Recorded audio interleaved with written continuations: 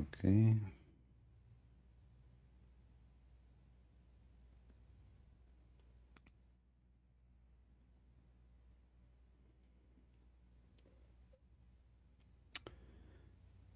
All right, shalom everybody. I hope my voice coming good and clear. We are live in YouTube and in Ramble and in Discord in the same time. Our topic today is very open-minded. In the screen you see a sheikh from Pakistan, and this is a sheikh from Pakistan. He is going to expose the Shia because those Shia, brother, they rent their wives. A'udhu billah, a'udhu billah.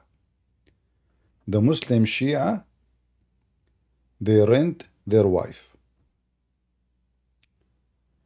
And here, brother, you need to take a notice, brother, that Muslims in Pakistan, they don't rent their wife.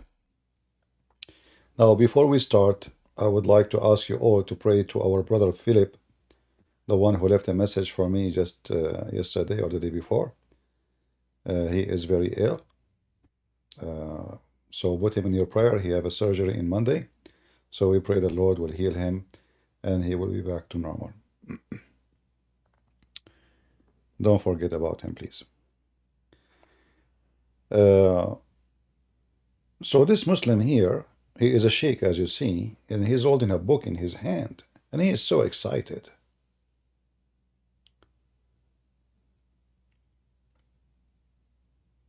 And he want to show you how the Muslim Shia, they are disgusting.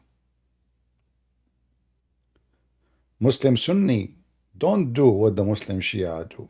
No way. So let us hear what this guy want to say to us. A very prominent book for the Shias, and many Shia scholars use. First, is the sound good? Is his voice coming good? I will play it again, this part.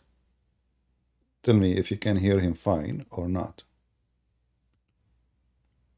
All right. And many Shia scholars use this book, Al-Anwar al-Nu'maniyah. This is another example that I want to give you and show you the type of absurd things which are written inside your books, and where your Shiaism and where your religion, which is going to determine whether you are going to go Jannat or Jahannam, what type of stuff is written inside these books, where you're taking your religion from. This is Anwar al-Nu'maniyah, and how far muta has gone. What extent people have actually gone to with this concept of muta, which has come inside your books. This is Anwar al-Nu'maniyah. He mentions a story of an individual who one day comes home and his wife puts some food in front of him, and he really likes this food. It was very nice. It was a really nice dish made. So he asks his wife, he says, where does this food come from? He obviously knew how his wife cooks. Everybody knows how their wife cooks and what type of cooking it is. So he asks his wife, where's the food come from? She says to him, every other day a man comes for muta with me, to come and perform muta with me, and today he came and he brought some food with him. We shared some food and we left some food over, and this is the leftover, and you have put it in front of you. Listen to the husband's reply. He says, this is Anwar al-Nu'maniyah. He says that the man replied, when you do muta, then I don't want you to ever come back and tell me the details, because I am a man of dignity. Allahu Akbar. His wife is telling him that she's been sleeping with somebody. She's been sleeping with somebody. She's been carrying out muta with somebody, and he's given her some food in return. And this man is saying, don't come and tell me the details, because I am a man of dignity. I.e., you can carry on doing it, just don't tell me the details, don't tell me the nitty gritty that's going on. As long as I know you're doing muta and you're bringing in money, that's absolutely fine. This is how far this thing of muta has gone. But if... All right, shut up, you idiot. Let us show everybody that you Muslim Sunni, you do the same. First of all, muta is a verse in the Quran. And your prophet, he practiced it. And the Muslim, all of them, they practice it regardless if they are Sunni or Shia. And never Muhammad received a Quran to forbid the muta. And he never actually forbid the muta. The fact all the hadith says that Umar and the companions, they practiced muta after Muhammad's death. And the one who forbid it at the end is Umar. And there is supposedly a story behind it because he slept with his daughter. However, let us show everybody that you Muslim, you rent your wives, even you sell them.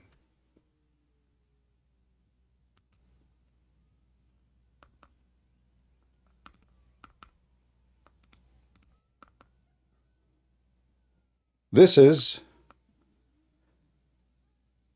the chapters on manumission of a slave. But this slave is a wife of a Muslim. What the Muslim he do with her? Read carefully.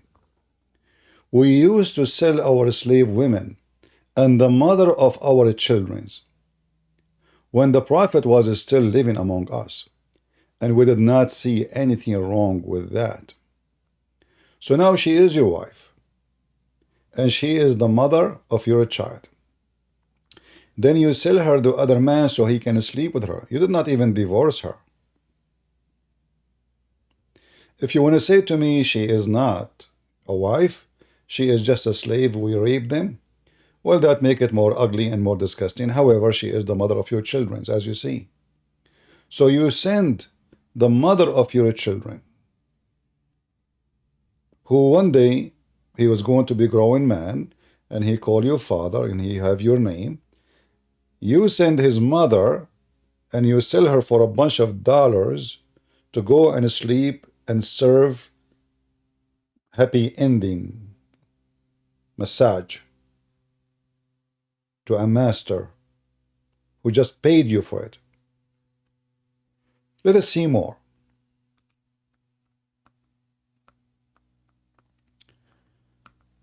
Another hadith. The merits of helpers of in Medina. Helpers, they call them Ansar. Ansar mean the helpers, supposedly. Supporters of Muhammad. Chapter, brotherhood between Ansar and Muhajirin. Muhajirin mean migrant. You see, Muslims are really weird when they translate. It's supposedly it's translation now. So when the migrant reached Medina, Allah Messenger established the bond of fraternity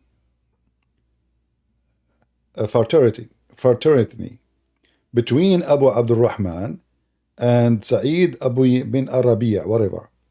Sa'id said to Abdul Rahman, listen, Habibi, I am a rich man of all the Ansar, so I want to divide my property between us. And I have 2 wives. So which one of the 2 you like? Tell me.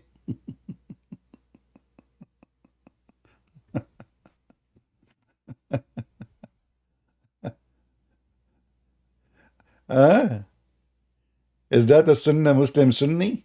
Or those Shia? And is that a Da'if Hadith? This is al-Bukhari.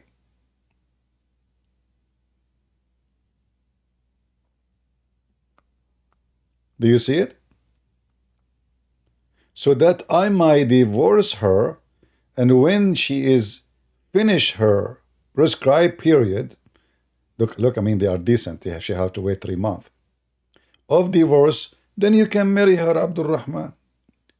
Abdul Rahman said, may Allah bless your family and property for you. Where is your market?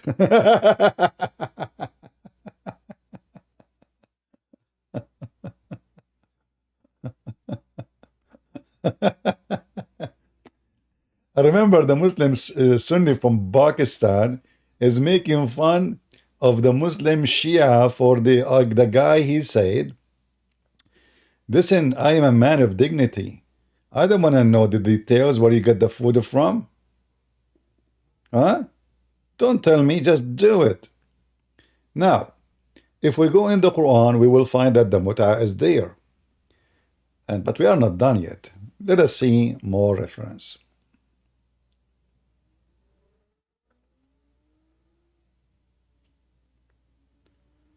Just to show you how Muslim Sunni, they rent their women to others.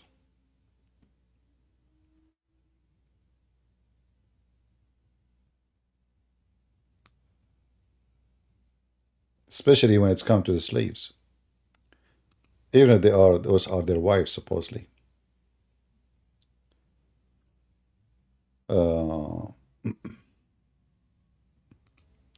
Let us see this one. I have to use Google Translation in order to make this one work.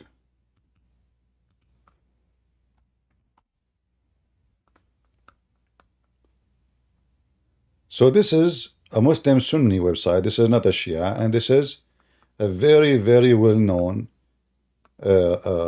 terrorist. His name is Ibn Hazm.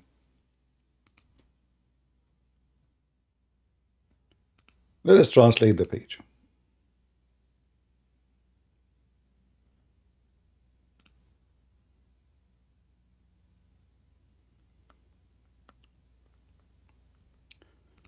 Read carefully.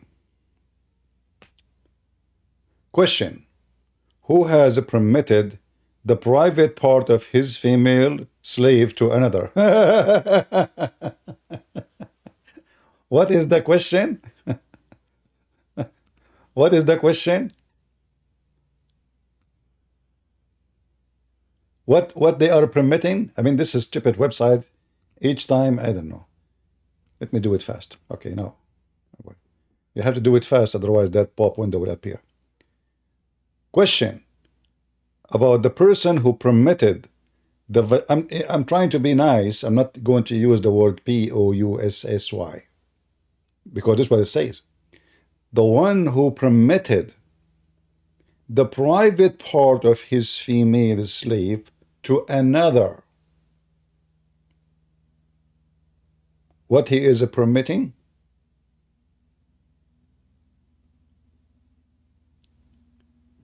He is inviting his friends, and they are saying that, simply what they do. You own a slave. You have a friend, he is horny. Even the wife here, you see the wife, she allowing the husband, she tell the husband, go and, I allow you to use her vagina.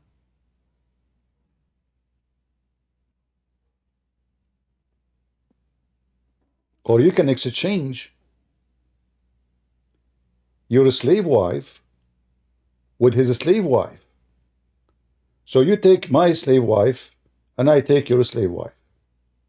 And then in the future, if you get bored, she can come back here, and you take back your slave wife. Do you see how serious this religion is? How much dignity? Whether it was a woman who made her slave, women permissible for the husband, or a relative, or of a muhram who made his female slave permissible for his relative. So you see in Islam, if they own a slave, everybody will, excuse my language, everybody is going to F this poor woman. The neighbors, the relatives, the cousins, the neighbor of the neighbor, whoever he like. He have a friends coming. Hey, can I borrow your slave? Sure, take her. This is Islam. Do you see it? And this is Sunni.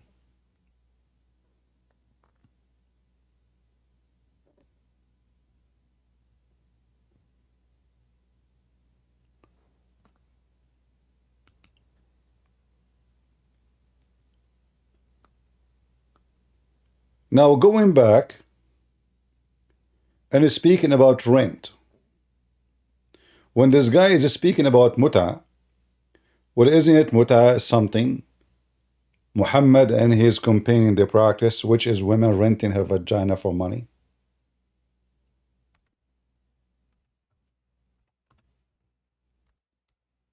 And now the Muslim Sunni, they are making fun of the Shia because they practice it. Will you practice it until now? Or we can prove it very easy. But let us see your history with renting your women.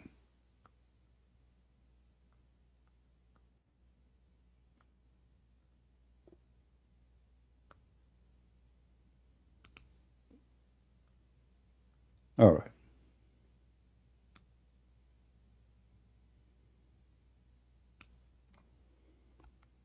You will notice in the Muslim Sunni translation for the Hadith books, they always fabricate a translation and they So add if somebody things. were to say, how can we believe? Where are you coming from?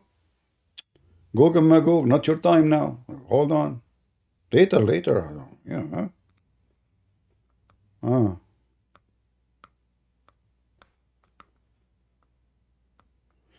Anyway, for those, by the way, they want the reference. This is the reference for this hadith. Let me show you the reference here, Al-Bukhari. So you can search for Al-Bukhari, hadith number 3780.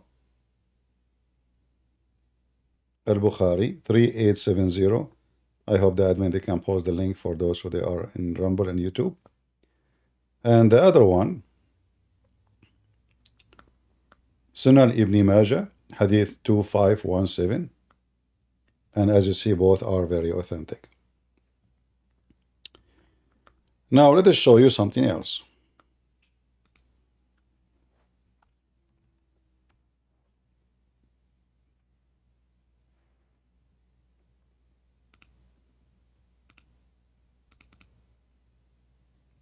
What happened with this website? Something wrong with it.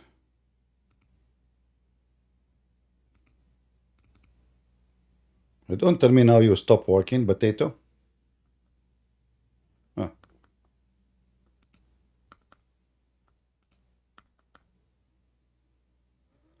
We used to do muta. There's no hajj. There is nothing, this is just muta here. If you read here, it says, the verses of muta came down in the book of Allah, and we did it with the messenger of Allah, and no Quran came to forbid it. And no, the Prophet never forbid the muta.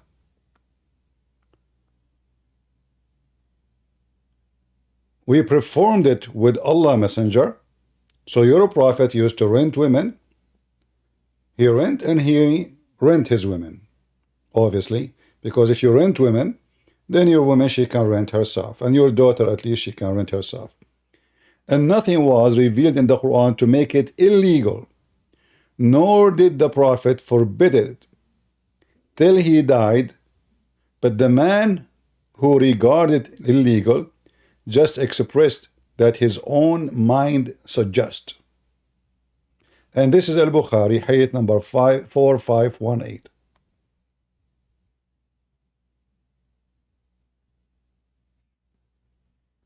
All right.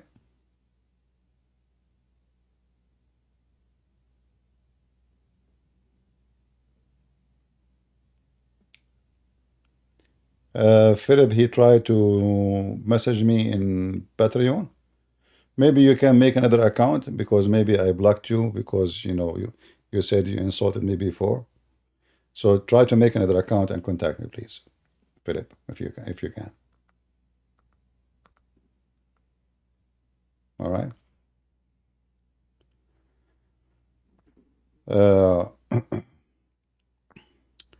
So as you see here, they are making fun of the Shia doing muta, and they are saying the muta is a prostitution. But Muhammad, he did the prostitution then. So this potato, look how cute he is. Subhanallah. He is holding the books of the Shia, but he don't want to hold his books. They're a prophet. There's a big Muslim Sunni sheikh. Actually, he is the imam of all the scholars in the world today. And he is from the Muslim Brotherhood. His name is Al-Qaradawi. They ask him about a hadith. That Muhammad, he said, a man before he go to his home, if he is in a traveling, he have to inform the wife he should not come home at night. So he sent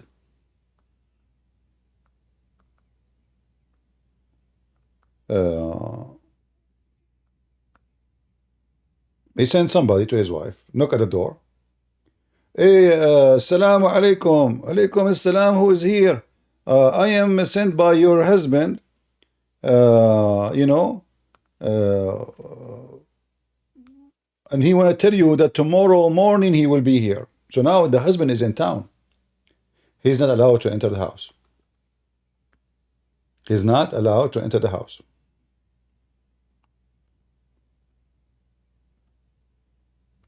Why? So they asked the sheikh, why is that? He said, brother, Prophet Muhammad is just helping you. Imagine you come back from a long travel and you come back home suddenly.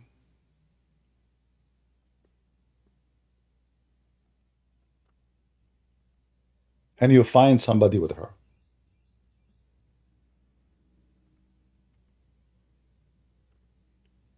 Can you imagine how big the disaster is? Especially one witness cannot prove adultery. So now you know that your wife's sleeping with somebody, but you cannot even say anything about it. So the Prophet of Allah is helping you.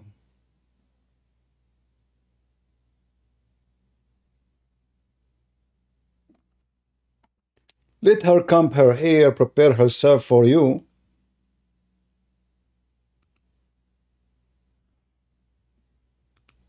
And don't surprise her.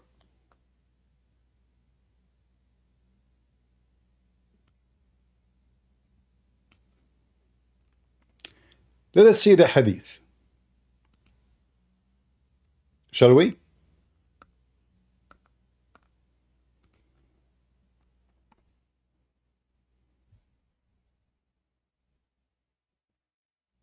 Come on.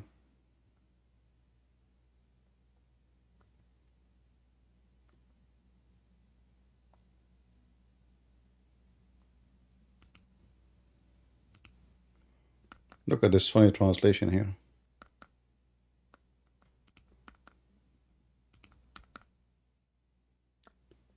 Chapter, if a man is away for a long time, he should not enter his house at night. What?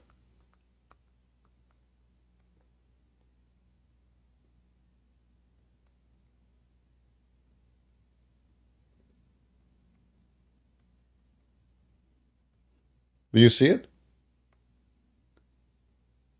If a man was away for a while, he should not enter his house at night.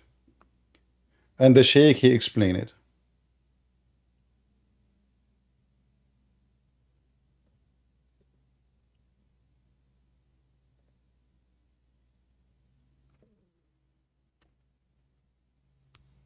Let us see a different hadith.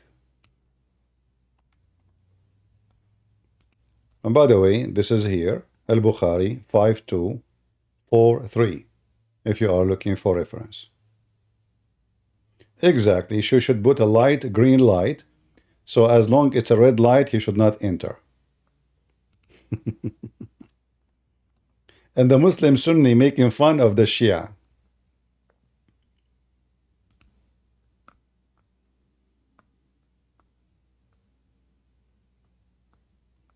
Look at this. A chapter is a dislike to enter at night when coming home from a journey. It has been narrated from blah blah blah. The Messenger of Allah forbade that man should come to his family like an expected night visitor, doubting their fidelity and spying into their lapses. Do you see it? A Muslim Sunni, do you see it? What?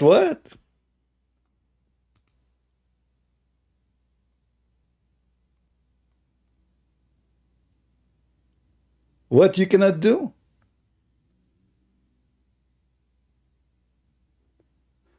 So now the woman, she knew he cannot do that.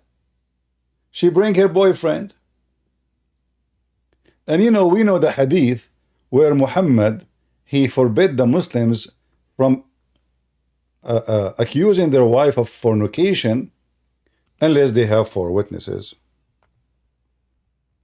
A man who there is a verse about him in the Quran, he knew his wife, she is sleeping around. So he asked the Prophet, "Hey Prophet, are you serious? If a man find his wife, he find a man with his wife, should he kill him?" The answer, no. Ubadah said, the Messenger of Allah said, "What do you think if I find with my wife a man? Should I give him some time until I bring 4 witnesses?" He said yes.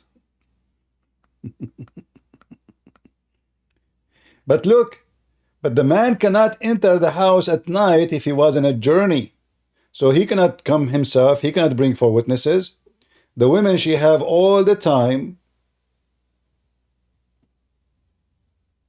to do what she need to do because the husband cannot come home.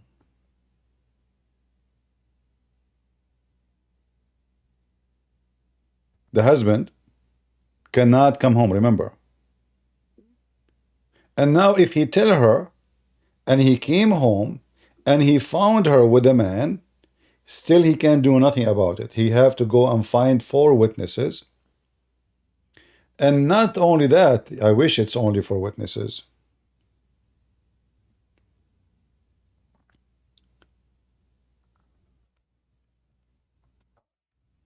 They have to see his penis.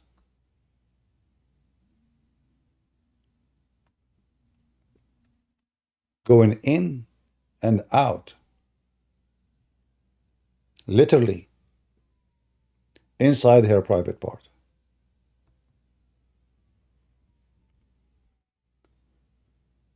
And here you know, I mean, the women and the man, they can do fornication then, and nobody can see it, even in the street. I mean, the women, she can wear a skirt, she can sit in the top of the guy, nobody can see anything going in and out. You know, I mean, how you can see anything? Even if they are, I mean, what if she is sitting in the top of him and they are totally naked?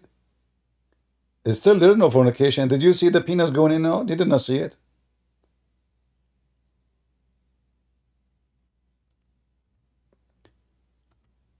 There is a story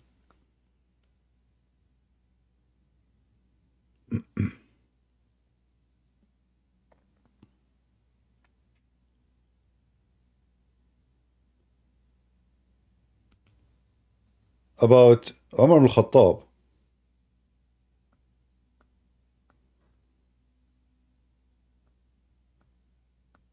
4 witnesses, they came to him.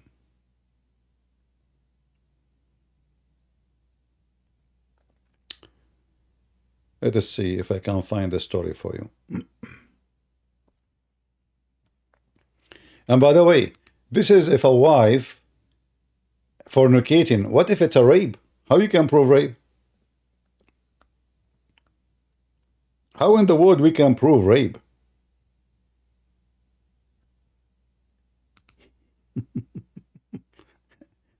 The women, she have to bring 4 witnesses? In fact, hold on, I just remember a hadith. I forgot to mention it.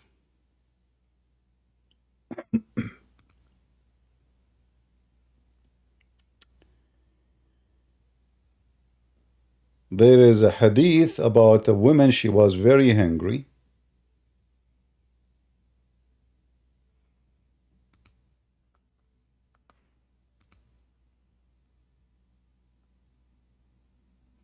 Let me see if I can find the hadith.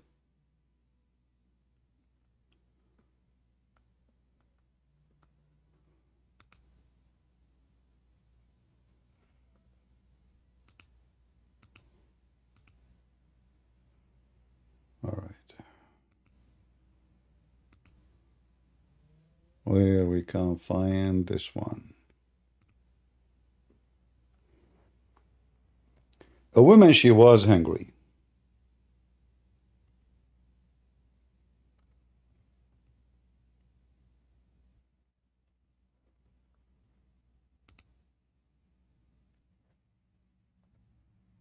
and she was in the desert.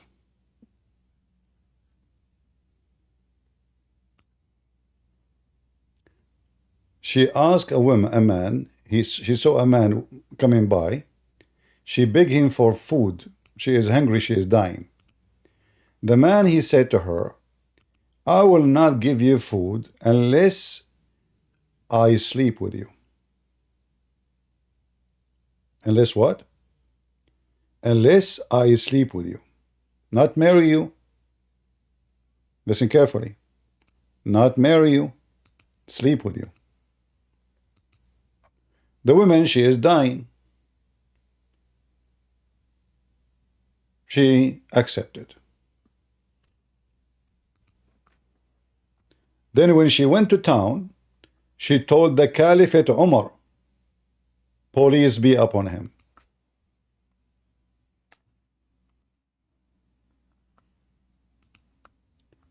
This is a Sunni book.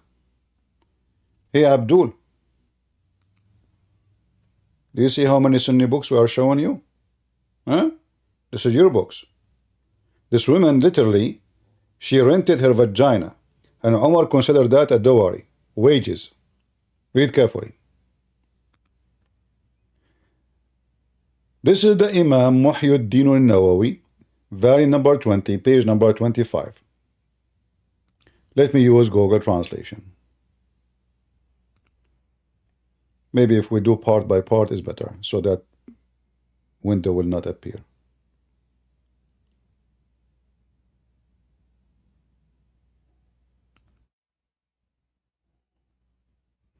Remember this guy, he said that the Shia, they are renting women.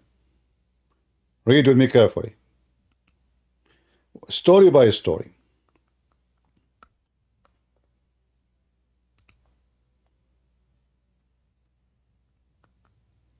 The second aspect is that the apparent evidence of slander is general, and nothing can come out of that except what has come out with evidence, and it has been confirmed that whoever was like that is a slanderer when he said even if he hired a woman. Muhammad ibn Hazm narrated with this chain of transmission that a woman came to Omar ibn al-Khattab and said, O Commander of the Faithful, have you come to drive my sheep for me? Then a man met me and gave me a handful of dates, then he gave me a handful of dates, then he gave me a handful of dates, then he hit me. Omar said, What did you say? She repeated it, and Omar said, gesturing with his hand, Mar, Mar, Mar, then he left her. Translation here is not accurate. Here it says he hit me. He did not hit her. He did F her. All right? So the word here is about the F word. This is not about hitting. And there is no, no slander. Here it says hire a woman. It says rent a woman in Arabic. Istajara. Istajara. Let us go back. The translation is very horrible. Let us try maybe part by part. Let us see here.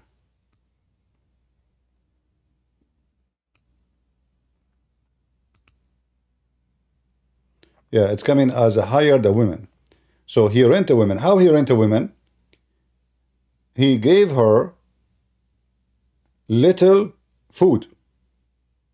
In return, she sleep with him. This is one story. Let us see the second story.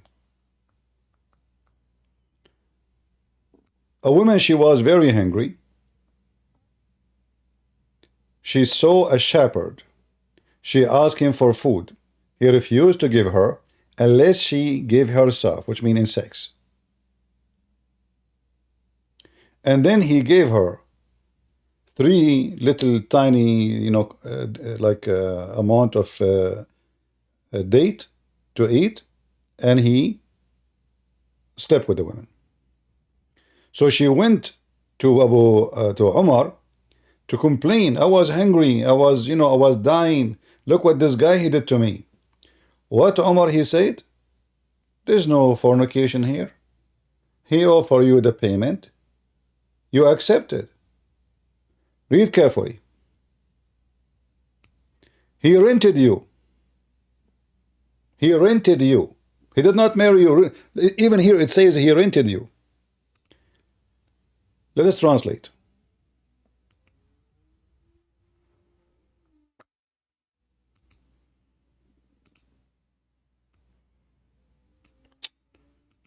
Uh,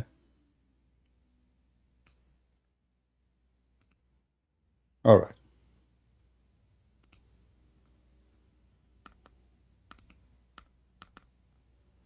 What happened? I mean, this translation software is really something. And it was reported to Abd al-Razzaq that a woman was afflicted with hunger, so she went to a shepherd and asked him for food, but he refused to let her give him herself. She said, so he made me 3 handfuls of dates. She mentioned that she was exhausted from hunger, so she told Omar, and he said, Amar, a dowry, and he averted the punishment from her. And Abu Muhammad said, this man went to Abu Hanifa, did not see adultery except that which was due to sexual intercourse, but as for what was due to giving or renting, it is not adultery and there is no punishment for it. Guys, do you see the word renting? Do you see the word renting, or we are making things up? And this is the word renting in Arabic. Here we go.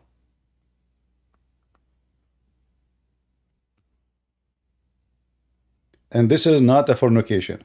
So remember, the other guy, this Pakistani sheikh, he is complaining about the Shia, they are renting their women. But this is Umar, the one who the Shia hate him to death. Considering a woman, maybe she is even married, we don't know. The story doesn't say. She is dying from hunger. She asking for food. You see how the charity of Islam work? The charity of Islam work. This is why, you know, you see those Saudi and Emirati and Bahrain. They offer visas to girls from Gaza if they are only very pretty. Refugees from Syria are not allowed to go to Saudi Arabia.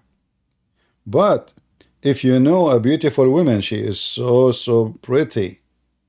The Saudi guy, the Emirati guy, the Kuwaiti guy, he will go and he will marry her as a charity.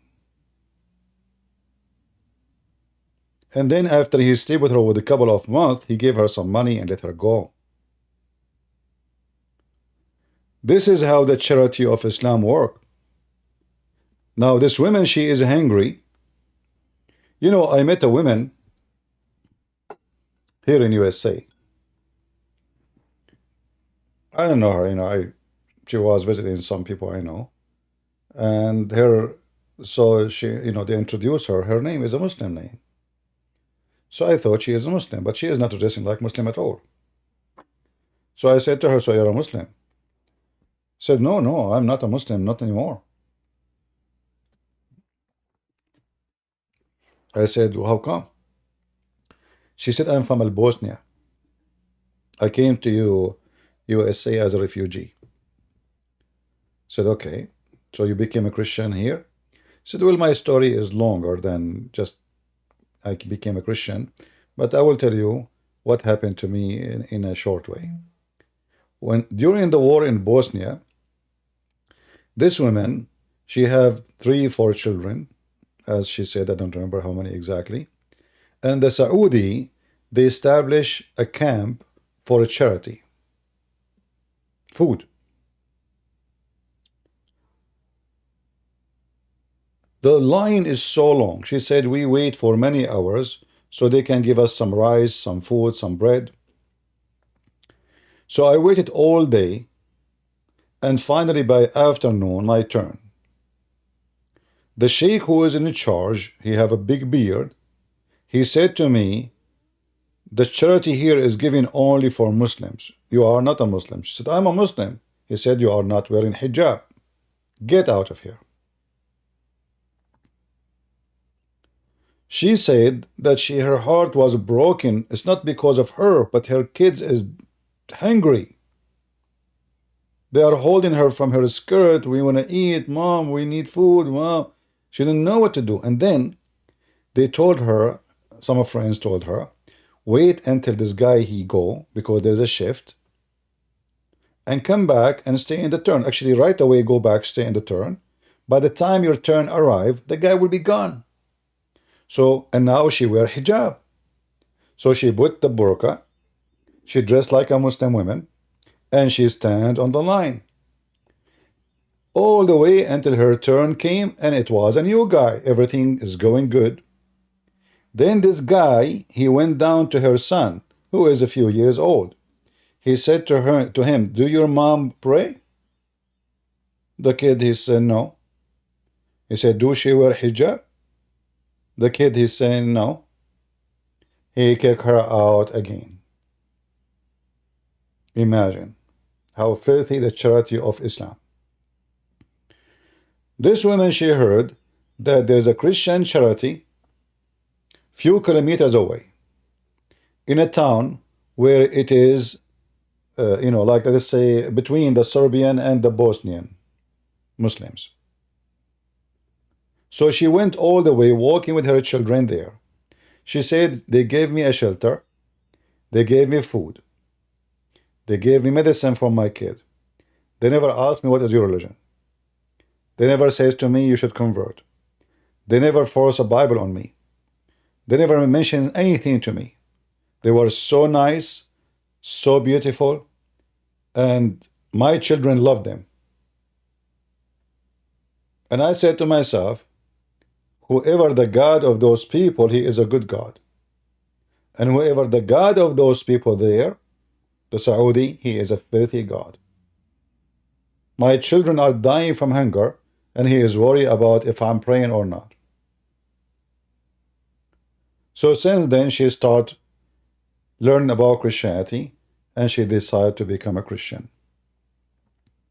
And now here we are showing you a real example how the Muslims, this is the caliphate, this is not any guy, this is the Muslim. Actually, they call Umar as the most just person in Islam. Muhammad, he says, if there is a prophet will come after me, it would be Umar.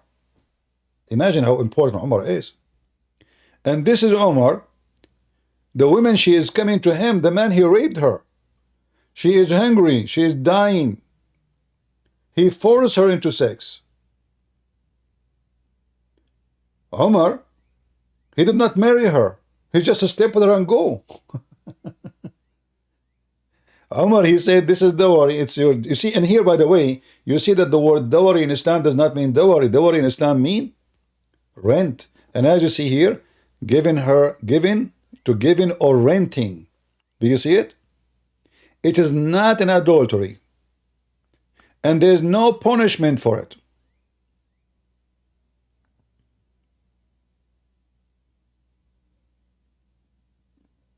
And then those potatoes, like this guy, he is coming to expose the Shia and support the Shia are bad people and the Sunni are the good one. And many Shia scholars use this book, Al-Anwar al-Nu'maniyah. This is another example that I want to give you and show you the type of absurd things which are written inside your books and where your Shia. You know, this guy is like a camel. He don't see the hump in his back. And he is complaining about the hump on the Shia back. Can you believe it? How hypocrite they are. Same time, as long the muta is in the Quran, so are you saying that your God Allah is a pimp? As long muta is bad, why your God he allow it? And what about you show the Muslims Shia where Allah he forbid it? Never.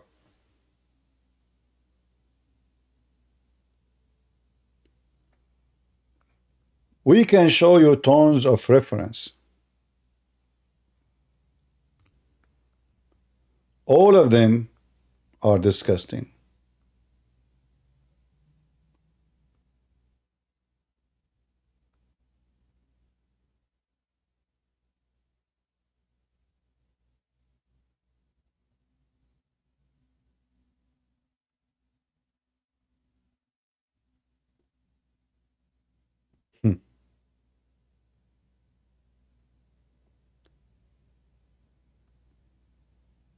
And the funny is, the Muslim Sunni now, they will say, we will not practice what Umar practiced. Well, do you condemn Umar then? They don't dare.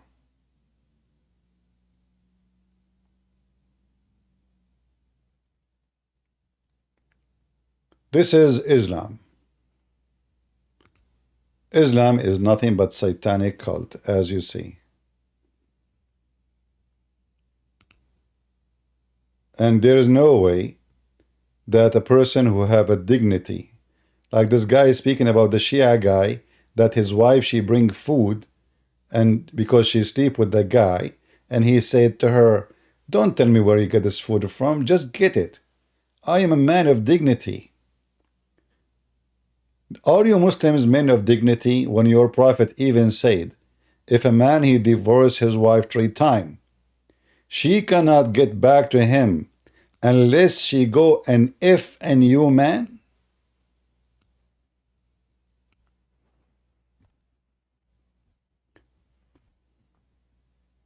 What kind of religion we are talking about?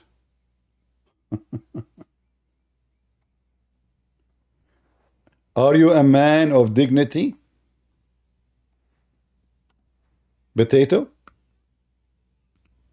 Are you? So now the Muslim man, he divorced his wife 3 times.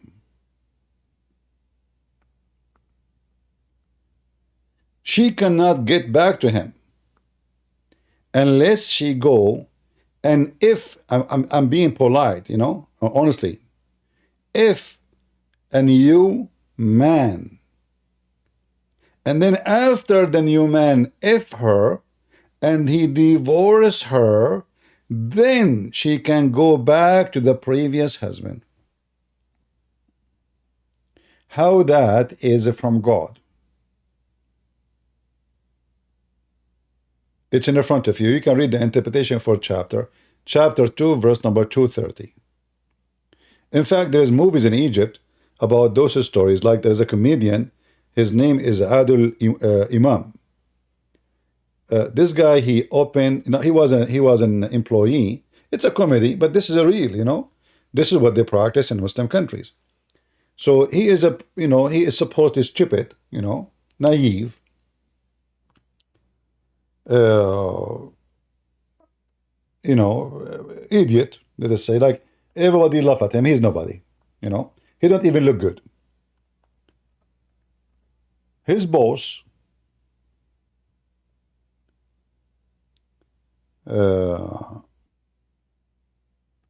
divorced his wife 3 times.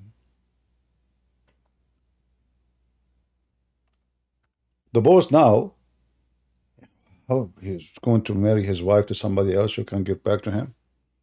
And the wife, she want to go back to him too, but you cannot do it, brother. So he asked this guy if he can marry his wife for 1 night. Just 1 night, brother. Can you do it, please, for 1 night? And I will pay you good money. All right? The guy, he said, okay, you know, sure, you know, fine, no problema.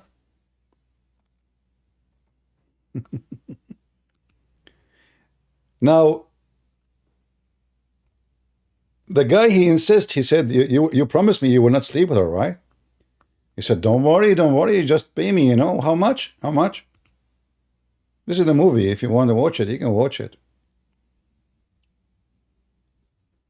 The wife, actually, she liked this guy. He is better in bed. Anyway, to make the story short, the first guy, he divorced his wife. He was able to hire him to F his wife for 1 night, but supposedly he did not F her, but in fact he did. Another friend of the friend, he did divorce his wife too. So he called this guy, you see him in the screen, asking him if he can do the same favor, the same he did to his boss. So this guy, he does his job. He doesn't do anything in life. Men who divorce their wives 3 times, they call him to marry their wife for 1 night. And now, for sure, the night is very hot. I'm afraid if I play the video, you know, YouTube will give me copyright as usual, you know. So, the Muslim Sunni, they have dignity. The movie name, you can see it here actually in Arabic, in English. زوج تحت الطلب. You see it in English? Let me see if I can zoom in. I cannot zoom in. I'm zooming in, but it's zooming to the wrong direction. Let us see if we click here. Okay. Zog, this is in the Egyptian accent. Zog. Zog تحت الطلب. Okay, you can search it, watch it. I don't know if they have subtitle, but it's about really something the Muslim they practice. Yeah, which mean a husband and their, like to call, to order, like you order a husband. And who is the one ordering the husband? The husband is ordering a husband to his wife. And the Muslim Sunni, they are talking about what? They are talking about dignity. Brother.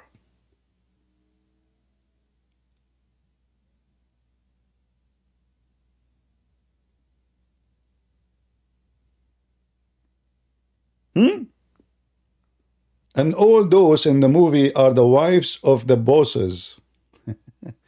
One after one. And this guy, he is doing a charity. Like what? You divorce your wife 3 times, brother?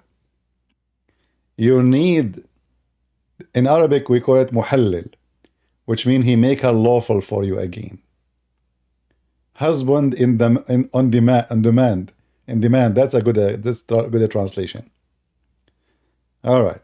This is the cover of the movie. And those are the husbands behind. Look at the husbands behind. And the funny is, not a single Muslim there to be upset. They were laughing. This is true. Nobody there to say this is, And this is the guy, look, this is the sheikh. He come and he make the marriage lawful, brother. For sure, brother. Brother. The sheikh, he is saying to him, by the way, you know that what you are doing is not going to be right unless you F her. Watch the movie. This is what he said to him. You should know what you are doing is not right unless you F her. You have to F her. Don't listen to them if they say don't. The sheikh is advising him, you should F her. Otherwise, brother, it's haram. It's not right.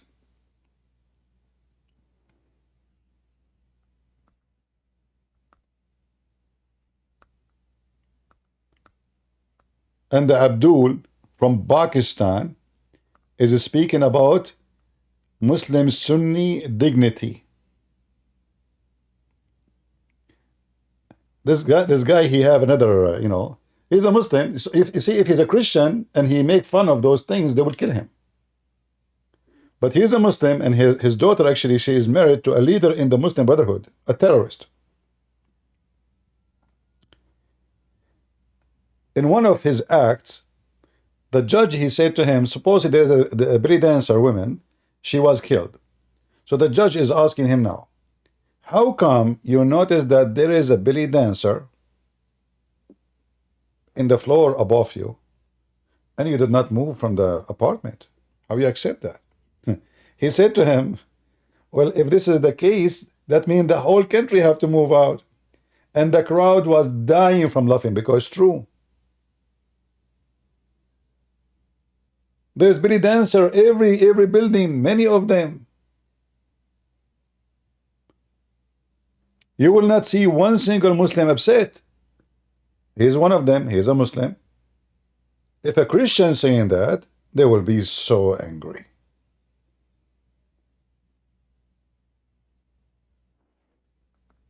Drugs, belly dancing, nakedness, you name it. But if a Christian want to build a church, good luck with that.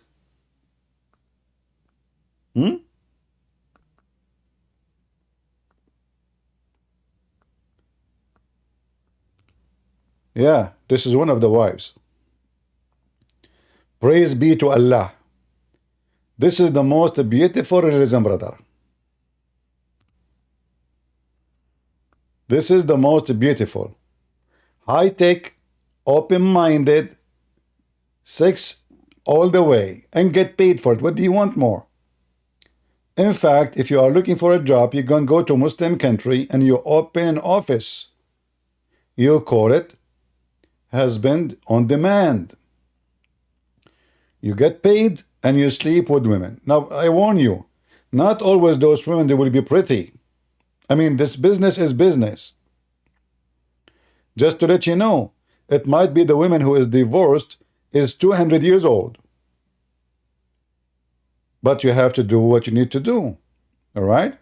In this case, you marry her, but you don't sleep with her. Just go, make her eat some food, and sleep early, and and bye bye. Okay, good night. See you tomorrow morning. Okay, bye bye. Yeah, I'm tired. Yeah, okay, bye bye. So, a very, very good religion. And they say to you, and this guy, the Sunni guy from Pakistan, he is speaking against the Shia. But the fact, this is what they do. I'm not going to stay for long with you guys. That's enough for today. Please download the video. I'm not going to keep it. Download it, share it, and let everybody. Somebody's saying to me, are you jealous? Oh, absolutely. Are you jealous yourself that your wife, she will sleep with me? A Muslim asking me if you are jealous. Oh, Abdul, what's wrong with you? So your wife will sleep with me, and I am the one should be jealous? What the heck?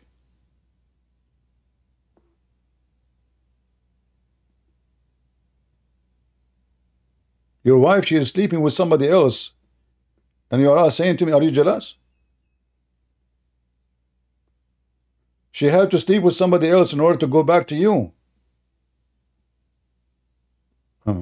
Remember, brother, we are people of dignity.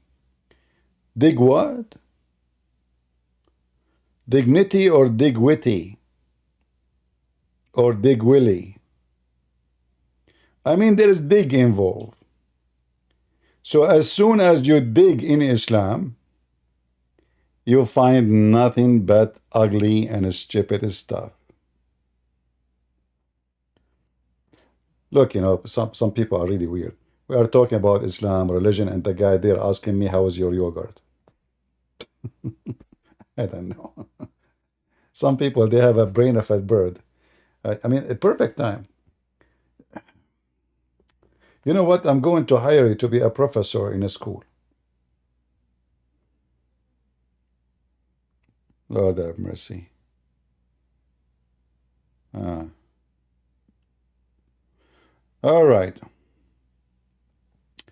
So, Muslims, people of dignity, I hope you enjoy it. I obviously agree with you. You have a lot of it. I mean, you are dripping dignity. Huh? Dignity is dripping all over the place. I mean, you when Abdul he walk, dignity here, dignity there, dignity everywhere.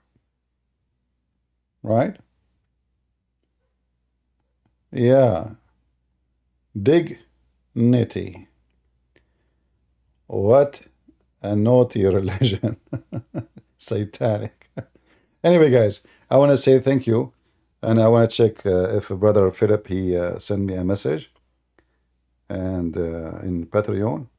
And again, remember to pray for him. This, he have a surgery next Monday. Put him in your prayer. Little prayer. We believe in the power of prayer. At the same time, you see, the faith of the person is very important in recovery. Your faith, the Lord, he said, healed you. Your faith. So the power of the Lord is always there, but we have to have faith. Same time, sometimes bad things happen for good reasons. Bad things can happen for good reason.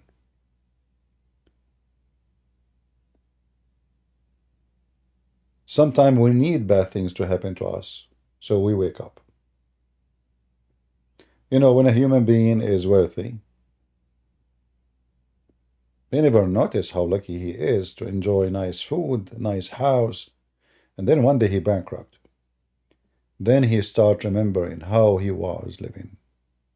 Now he remember how wealthy he was. Now he's trying to appreciate the time when he did not appreciate the time. And this is the same for our health. The same for our belief. When we are healthy, we are strong. We know we kick like a mule. We think we are powerful. We think that nobody can stop us. We think we are going to live forever. And then one day, all of us, this is not only for a person, all of us, one day we will get weaker and weaker. And suddenly we might get so weak, so suddenly, even in a very young age, then we notice that our existence, the very existence of you, can change in a second. So always remember that. Appreciation is the key of happiness. Even when you are sick, even if you are dying, if you appreciate death, you are happy. And you might say, how in the world anyone can appreciate death? Well, I will say to you, I will appreciate death every day. Death is a mercy from the Lord. You don't want to live forever and your body is not functioning. You don't want to live forever under medical and etc. and pain. So death can be mercy. Healing is mercy. But if there's no healing, don't be attaching yourself, desperate. Appreciate what you have. I told you before a story about a monk. He was dying. They brought a doctor for him. The guy hardly he can talk. The doctor told him, look like you have a few hours to live, maybe less. The monk, he have a big smile on his face. The doctor came out and he said to the other monks, I mean, your friends, he lost his mind. They said, why? He said, I just told him you are going to die in a few hours, and he gave me a big smile. So they said, well, you don't ask him if he can talk, why he's smiling. So he went inside, he became curious. He said, I told you you are going to die and you are happy. He said to him, all my life, I'm waiting for this moment to meet my Lord, serving him. I spend my life preaching, bringing people to Christ. And you are telling me in a few hours you will be with him, and you don't want me to be happy? So death for a believer is a victory.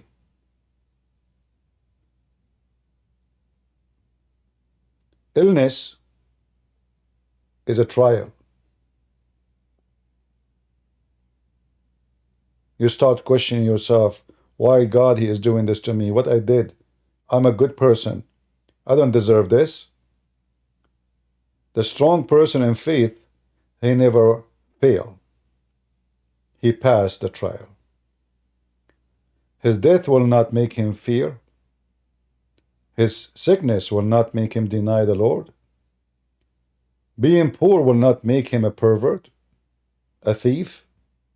He will stay decent, and he will do what he needs to do to survive. So always remember that bad things sometimes can happen for good reason.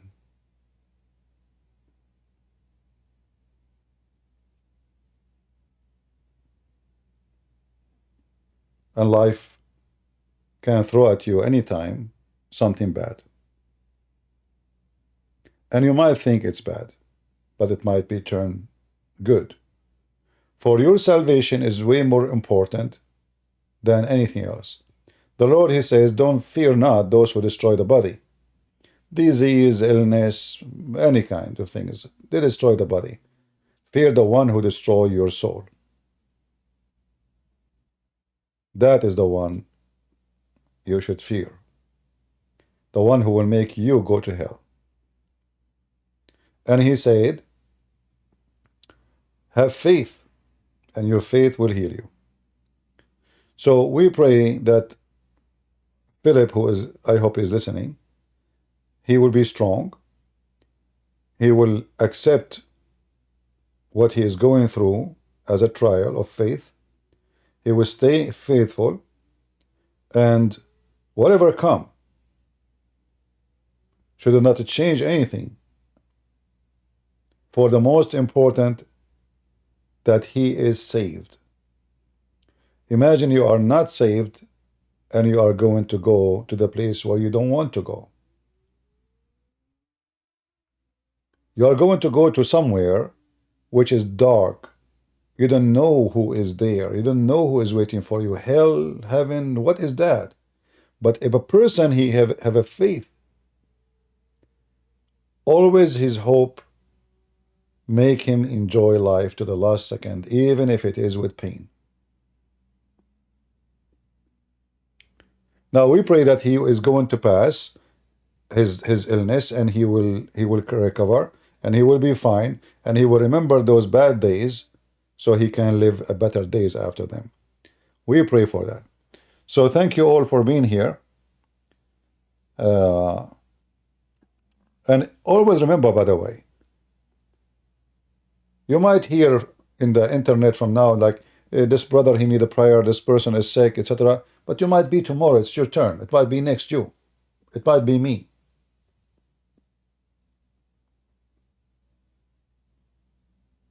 It might be you, anytime.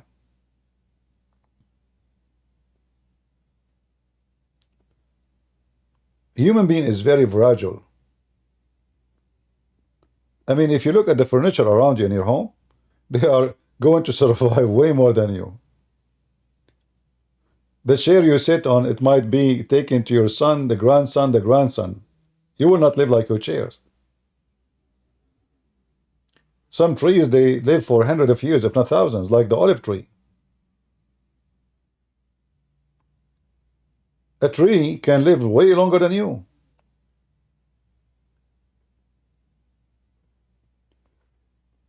But the blessing is not about how many years you live.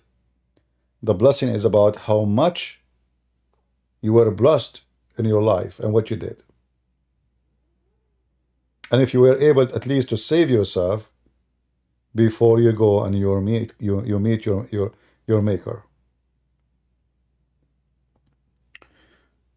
I hope soon we will hear good news from everybody about their health. But for sure we will get sick, we will struggle, we will suffer. And this is part of our life. We are not living in heaven. We are living in earth. And those who live in earth, from dust to dust, they go. Thank you all. God bless you. And see you soon again. Take care. Don't forget to download the video, share it. I will not leave it here for long.